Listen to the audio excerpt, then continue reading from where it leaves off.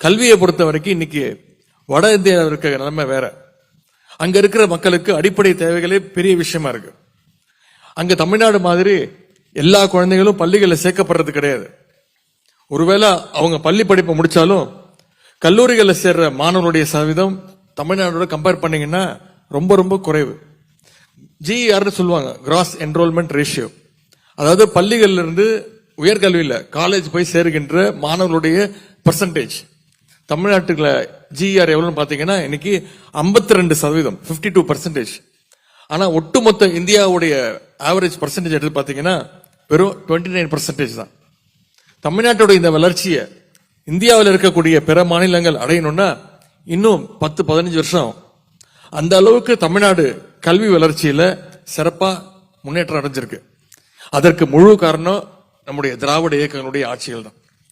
உயர்கல்வி அட்மிஷனை பொறுத்தவரை நுழைவுத் தேர்வே இருக்கக்கூடாது அப்படிங்கிறது தான் கழக அரசு ஒரே கொள்கை.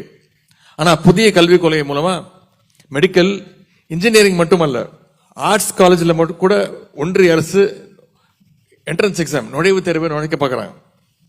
அதனாலதான் இந்த புதிய கல்விக் கொள்கையை நம்முடைய முதலமைச்சர் அவர்களும் தமிழ்நாடு அரசும் கடுமையை எதிர்த்துட்டு வருது. இதையெல்லாம் விரிவா நான் உங்ககிட்ட பேசுறதுக்கு காரணம், நீங்க எல்லாம் பொறுப்பா படிச்சு முன்னேறணும் அப்படிங்கிற அந்த ஒரே எண்ணத்துல தான், அக்கறையில தான்.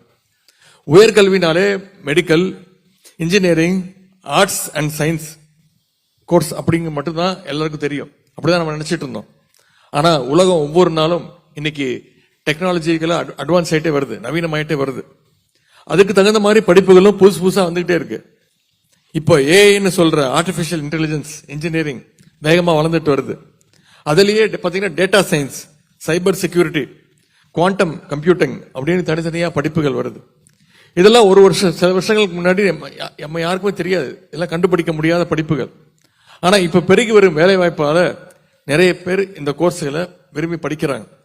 இதையெல்லாம் நீங்க தெரிஞ்சுக்கணும்.